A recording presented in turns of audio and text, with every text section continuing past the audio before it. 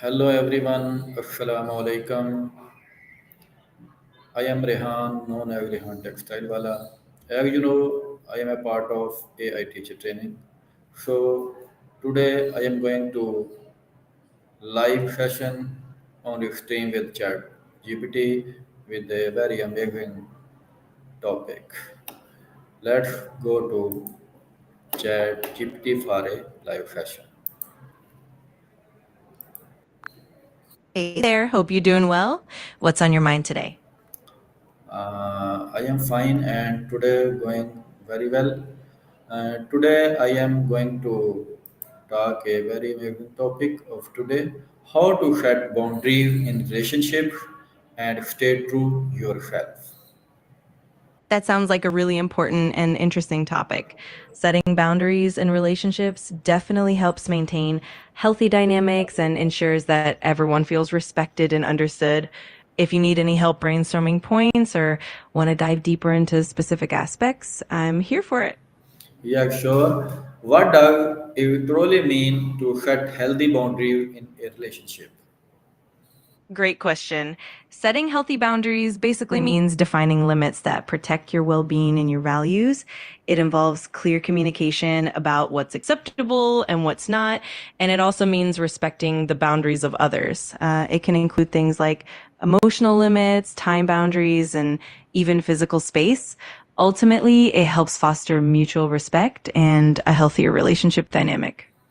But why do many people struggle to say no Yeah. even when they feel uncomfortable? Exactly. And often it comes down to a fear of conflict, a desire to please others, or even worrying about being judged or rejected. It can also be linked to low self-esteem or a lack of practice in assertive communication. It definitely takes practice and self-awareness to feel comfortable saying no when it's needed. How can you identify when your personal boundaries are being crossed? That's a great question. Usually, you can tell when your boundaries are being crossed if you feel discomfort, resentment, anxiety, or even a sense of depletion. You might also notice that you're feeling taken for granted or that your needs and feelings are being overlooked. Paying attention to your emotional responses and setting clear limits can help you identify when your boundaries are being pushed. Then, what is the difference between emotional boundary and personal space?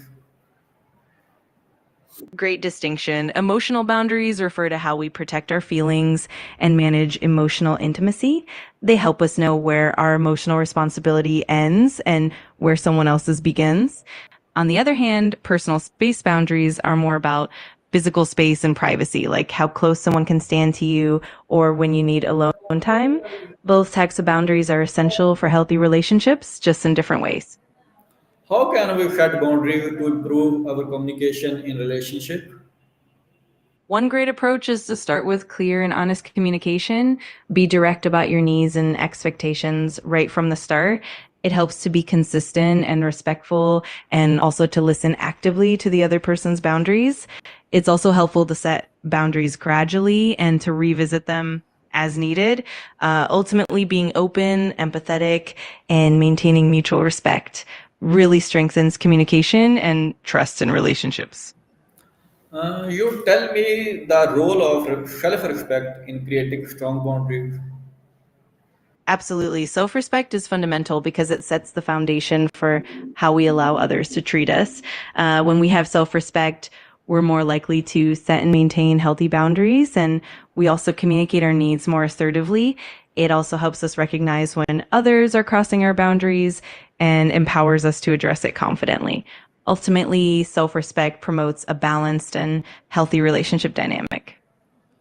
Tell me the some sign of uh, which Of you course, feel need to reevaluate your boundaries. Absolutely. Some signs include feeling consistently drained or resentful, noticing that your needs are being ignored or undervalued, or if you feel like you're compromising your values too often. Also, if you find yourself frequently anxious or uncomfortable in certain interactions, it's a good indicator that it might be time to reassess and reinforce your boundaries. How can boundaries help protect your mental and emotional well-being? Boundaries are like safeguards for your mental and emotional health. They help you maintain a sense of control over your own emotions and energy, preventing others from overwhelming or taking advantage of you. By setting clear limits, you reduce stress and anxiety, and you create a space where you can recharge and prioritize your own needs. Ultimately, healthy boundaries foster better relationships and a more balanced emotional state. But if someone rapidly ignore your boundary, what should do you?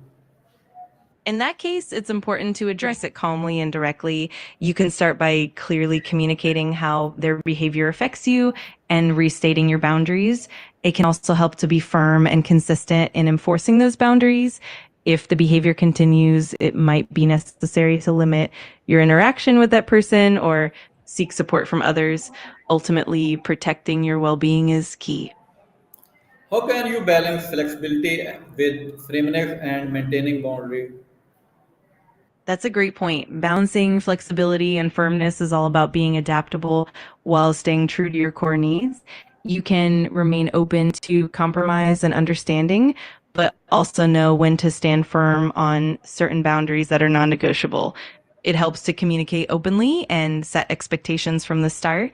And of course, being willing to reassess and adjust boundaries as relationships evolve is also key. Thank you. I hopefully the today conversation, your suggestion and tips are very helpful for my audience and students to keep their relationship to each other. Thank you.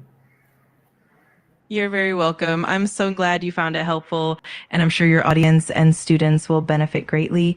If you ever need more insights or want to dive into another topic, just let me know. Good luck with your session today. Sure, we meet in the next topic soon, very soon. Thank you. Absolutely. I'm looking forward